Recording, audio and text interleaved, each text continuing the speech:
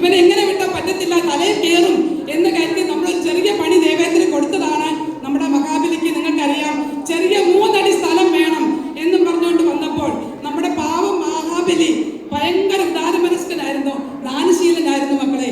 അപ്പൊ 3 അടി സ്ഥലം അതെനിക്ക് വെറും പുല്ലാണ് എന്ന മട്ടിൽ നമ്മുടെ മഹാബലി പറഞ്ഞു, ഓ നോ പ്രോബ്ലം, 3 അല്ല 300 അടി തരാൻ ഞാൻ തയ്യാറാണ് എന്നുള്ള മട്ടിലാണ് നമ്മുടെ മഹാബലി പറഞ്ഞത്. പക്ഷേ ഇവൻ ചതിയനായിരുന്നു, ദുഷ്ടതയോടുകൂടി വന്നതാണ് എന്ന് പാവം പിടിച്ച് നമ്മുടെ മഹാബലി അറിഞ്ഞിരുന്നില്ല മക്കളെ.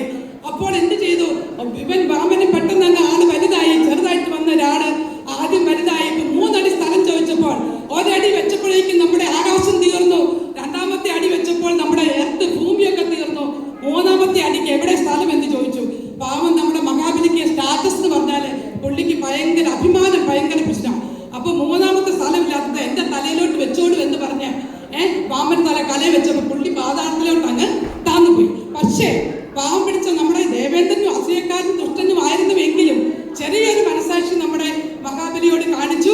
എല്ലാ വർഷത്തിലും നിനക്ക് ഭൂമിയിലോട്ട് വരുവാനും നിന്റെ പ്രജകളെ കണ്ട് അവരുടെ സുഖങ്ങൾ അന്വേഷിക്കാനും അവരുണ്ടാക്കുന്ന ഓണസദ്യയൊക്കെ ഉണ്ണാനും ഒരു അവസരം തരാം എന്നും പറഞ്ഞൊരു വരവും കൊടുത്തിട്ടാണ് നമ്മുടെ മഹാബലിയെ പറഞ്ഞു വിട്ടത്. അപ്പോൾ നമ്മൾക്ക് എന്തുകൊണ്ടാണ് മെറിഡിയാനയിൽ ഈ ഓണം താമസിച്ചു പോയത് എന്നുള്ളതിന്റെ റീസൺ നിങ്ങൾക്ക് അറിയാമോ ഗൈസ്? കാരണം എല്ലായിടത്തും ഓണസദ്യ കഴിഞ്ഞു. കാരണം മഹാബലി മെറിഡിയാനയിൽ വന്നിരുന്നു. സെപ്റ്റംബർ 1st വീക്കിൽ മെറിഡിയാനയിൽ റോക്കറ്റിലാണ് പുള്ളിക്കാരൻ, ഹെലികോപ്റ്ററിലൊക്കെ ആണ് ഇപ്പൊ യാത്രയൊക്കെ ചെയ്യുന്ന. പണ്ട് കാലത്തെ പോലെ നിങ്ങൾക്കറിയാം ഓലക്കുളം പിടിച്ച് നടന്നൊന്നും അല്ല ഇപ്പൊ വരുന്നത്. ഇപ്പൊ നല്ല സൂപ്പറായിട്ടുള്ള ഫോണും നമ്മുടെ ഐഫോൺ പ്രോമോയ്ക്ക് എല്ലാം എന്താ പറയണേ സുഖ സൗകര്യങ്ങളോട് കൂടിയാണ് ഇപ്പൊ മഹാബലി ജീവിക്കുന്നത്. മെറിഡിയാനെ വന്നപ്പോൾ ഒരാളും അനക്കം ഒന്നുമില്ല. ഇതെന്ത് പറ്റി മെറിഡിയാനയ്ക്ക് എന്ന് മഹാബലി ചിന്തിച്ചുകൊണ്ടിരിക്കുമ്പോൾ എന്താണ് സംഭവം എന്നറിയാൻ വേണ്ടിയിട്ട് പോയിട്ട് വീടുകളിലൊക്കെ പോയിട്ട് കോളിംഗ് ബെൽ ഞെക്കി. അപ്പൊ കോളിംഗ് ബെൽ അമർത്തിയപ്പോൾ ആരും വീട് തുറന്നു കൊടുക്കാനില്ല. എന്ത് പറ്റി? കാരണം എന്താണ് ഗൈസ്? എന്താണ്? അവിടുത്തെ എല്ലാ വീട്ടമ്മമാരും രോഗികളുമായിട്ടുള്ള മൽപ്പിടുത്തത്തിൽ പല ഹോസ്പിറ്റലിൽ കൂടി ജോലി ചെയ്യുന്നു. എന്തിനാണ്? മോർഗേജ് അടയ്ക്കണം, ഇൻഷുറൻസ് അടയ്ക്കണം. ഈ ടെൻഷന്റെ പ്രകാരം രാവിലെ 5 മണിക്ക് എഴുന്നേറ്റിട്ട് അവർ ആശുപത്രിയിൽ പോയി തിരിച്ചു വരുന്നത് എപ്പോഴാണ് ഗൈസ്? 8 മണിയാകുമ്പോഴാണ് വീട്ടിൽ വരുന്നത്. പാവം മഹാബലി ഓർത്ത് കഷ്ടമുണ്ട്. ഈ മെറിഡിയാനയിലെ മക്കളൊക്കെ വലിയ പൈസയൊക്കെ കൊടുത്ത് വീടൊക്കെ വാങ്ങിച്ചിട്ട് പോലും അവർക്ക് ആ വീട്ടിൽ താമസിക്കാൻ ആകെ ഓഫുള്ള ദിവസമാണ്. അവർക്ക് അനുവാദമുണ്ടല്ലോ എന്നൊക്കെ മഹാബലിക്ക് ഒരു വിഷമമൊക്കെ ഉണ്ടായി. അതിനുശേഷം നോക്കി എന്താ ആരും അനങ്ങുന്നില്ല. അപ്പോൾ പുള്ളിയുടെ 3D ക്യാമറയൊക്കെ ഉണ്ട്, കാരണം എല്ലാ ഫെസിലിറ്റിയും ഉണ്ടല്ലോ മഹാബലിക്ക്.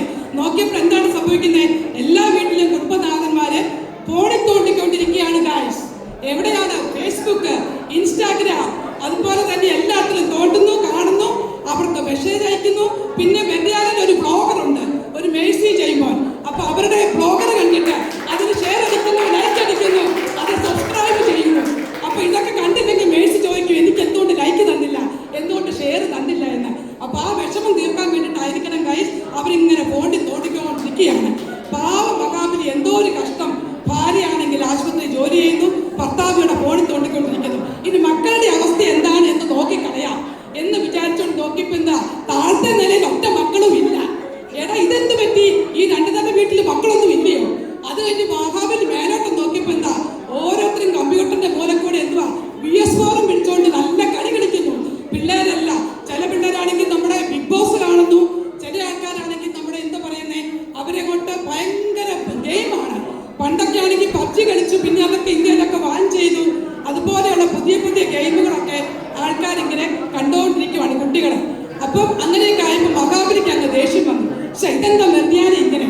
എന്നാ ഞാൻ തിരിച്ചു പോയേക്കാമെന്ന് കരുതപ്പോഴാണ് നമ്മുടെ ഷോണിയും നമ്മുടെ ബോണിയും ചെറിയാനും ഒക്കെ വന്ന് ഈ മഹാബലി കണ്ടത്. അല്ല മഹാബലി എന്താ ഒരു സന്തോഷമില്ലാതെ എന്നൊക്കെ പറഞ്ഞു. അപ്പൊ ആണ് ഇങ്ങനെയൊക്കെ പറഞ്ഞു, ഇല്ലില്ല, ഞങ്ങൾ ഓണം താമസിച്ചതിന്റെ കാരണം നിങ്ങൾക്ക് നല്ലൊരു ഓണസദ്യ തരുവാനും ഒത്തിരി കാര്യങ്ങൾ വിഭവങ്ങളൊക്കെ ഉണ്ടാക്കുവാനും ഞങ്ങൾ ഒത്തിരി വിപുലമായിട്ടൊരു നിങ്ങൾ എല്ലാ കമ്മ്യൂണിറ്റിയും പോയി ആഘോഷിച്ചതിനേക്കാളും കൂടുതൽ മെറിഡിയാനയ്ക്ക് തരാൻ വേണ്ടിയാണ് ഞങ്ങൾ പർപ്പസ്ഫുള്ളി ഡിലേ ആക്കിയതാണ് എന്ന് പറഞ്ഞപ്പോഴാണ് പാവം മഹാബലിക്ക് കത്തിയത്. അപ്പോൾ മഹാബലിക്ക് ഭയങ്കര സന്തോഷം. പിന്നെ നമ്മുടെ ഷിബി ഉണ്ടായിരുന്നു, മഹാബലി നീ പോകരുത്, ഞങ്ങളുടെ കമ്മ്യൂണിറ്റിയിലോട്ട് വന്ന ഒത്തിരി പരിപാടികളൊക്കെ ഞാൻ അറേഞ്ച് ചെയ്യുന്നുണ്ട്. ഡ്യൂട്ടി കഴിഞ്ഞിട്ട് പോലും പ്രാക്ടീസ് ചെയ്യുന്ന ഞങ്ങളുടെ മെറിഡിയാനയിലും മലയാളി മംഗമാലൊക്കെ ഉണ്ട്, ആ പരിപാടിയൊക്കെ കണ്ടിട്ടേ പോകാവുള്ളൂ എന്ന് പറഞ്ഞ് ഷിബിയുടെ കാലുപിടുത്തം കൂടി ആയപ്പോഴത്തേക്കും നമ്മുടെ മഹാബലി ഫ്ലാറ്റായി ഗൈസ്. ഓക്കെ, അപ്പൊ അങ്ങനെ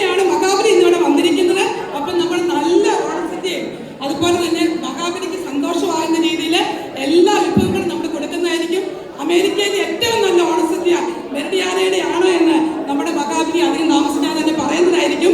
അപ്പൊ ഞാൻ ചെറിയൊരു മാ കൊണ്ട് കുറച്ച് മഹാബലിയുടെ ഒരു മാഹാത്മ്യം കുറച്ച് ഇവിടെ പറയാൻ പോവുകയാണ്. മാ എന്ന് ഉദ്ദേശിക്കുന്നത് പ്രത്യേകിച്ച് എൻ്റെ ഫാദർ മകാരം മത്തായി മാ എന്നൊരു അക്ഷരം കൊണ്ടുള്ള കവിതയൊക്കെ എഴുതിയിട്ട് ഗിന്നസ് ബുക്കിലൊക്കെ പേരുള്ള ആളാണ്. സത്യം പറഞ്ഞാൽ പുള്ളിയുടെ കവിത കോപ്പി അടിച്ചതാണിത്, ഞാൻ എഴുതിയതല്ല.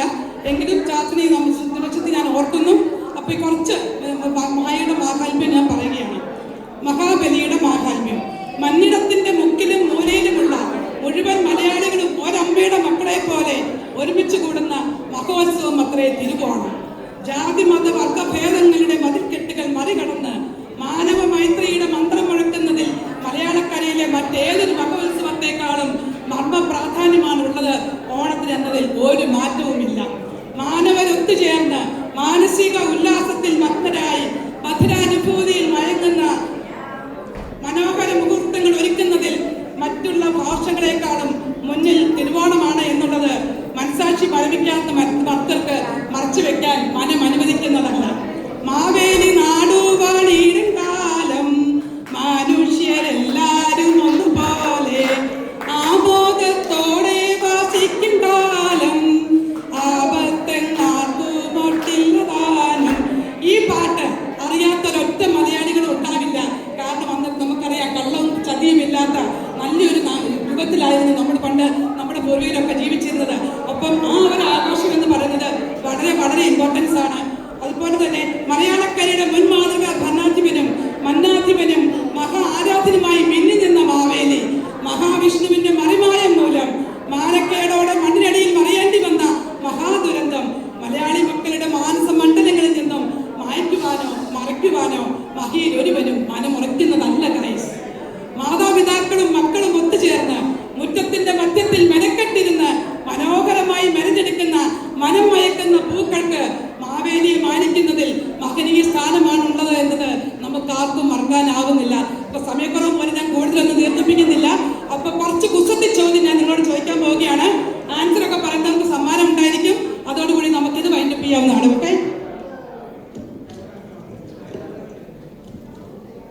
ഓക്കെ, ഞാൻ ചോദിക്കുന്ന ചോദ്യം ഉത്തരം അറിയാവുന്ന എഴുന്നേറ്റ് നിൽക്കാം. ആദ്യം എഴുന്നേറ്റ് നിൽക്കുന്ന ആൾക്കാണ് ഒന്നാം സ്ഥാനമുള്ളത്. ഓക്കെ, പറക്കാത്ത കിളി ആര്? പറക്കാത്ത കിളി കുസൃതി ചോദ്യമാണ്. ആരും ഗഹനമായിട്ടൊന്നും ചിന്തിക്കണ്ട.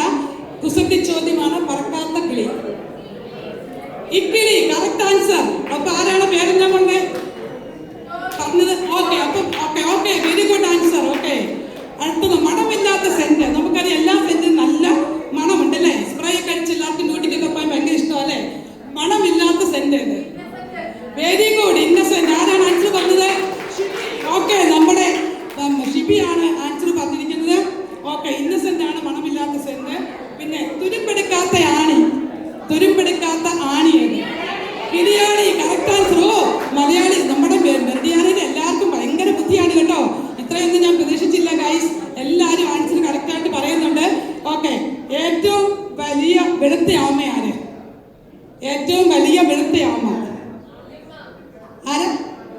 അല്ലല്ലോ, നമ്മൾ അമേരിക്കയിലുള്ളതുകൊണ്ട് പെട്ടെന്നൊരു ക്ലൂ തരാം. അമേരിക്കയിലുള്ള ഒരു അമ്മയാണത്. മദാമ. Correct answer.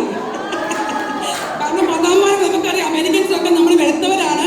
മദാമമാരൊക്കെ പറഞ്ഞല്ലേ പണ്ട് നമ്മുടെ നാട്ടിലൊക്കെ നിൽക്കുമ്പോൾ ഞാനൊക്കെ മദാമരെ കണ്ട അയ്യോ മദാമ എന്തോ ഒരു ജീവിയെ അന്യഗ്രഹത്തിൽ നിന്ന് വന്ന ജീവിയെ കാണുന്നത് പോലെയായിരുന്നു. സ്കൂളിലൊക്കെ പോകുമ്പോൾ പല മദാമകാരും അല്ലെങ്കിൽ സായിപ്പുമാരൊക്കെ ട്രൗസർ കെട്ട് വന്ന് നടക്കുമ്പോൾ അയ്യോ ഇവർക്ക് നാണമില്ല എന്നൊക്കെ നമ്മൾ ചിന്തിക്കുമായിരുന്നല്ലേ ചെറുപ്പത്തില്. ഇപ്പൊ നമ്മൾ ആ മദാമയുടെ കൂട്ടത്തിലാണ് നമ്മൾ ജീവിക്കുന്നത്. ഓക്കെ, കൃഷിക്ക് പറ്റാത്ത വളം ഏത്? കൃഷിക്ക് പറ്റാത്ത വളം ആരാണ്? എല്ലാവരും മെറിഡിയാനയില് പച്ചക്കറിയൊക്കെ നടന്നവരാണ്. എല്ലാവർക്കും അറിയാം കൃഷിക്ക് പറ്റാത്ത വളം ഏത്? വെരി ഗുഡ്, കോവളമാണ് കൃഷിക്ക് പറ്റാത്ത വളം. ബാക്കി എല്ലാ വളവും നമ്മൾ കൃഷിക്കൊക്കെ ഉപയോഗിക്കുന്നതാണ്. ഓക്കെ, ആരും പൂജിക്കാത്ത കിളി. ആരും പൂജിക്കാത്ത കിളി ആര്? സോറി, ആരും പൂജിക്കാത്ത കാളി. കാളി കാളി. തക്കാളി. Correct answer. അപ്പൊ ശരി, അപ്പൊ ഇതൊക്കെയാണ് എല്ലാവരും കറക്റ്റ് ആൻസർ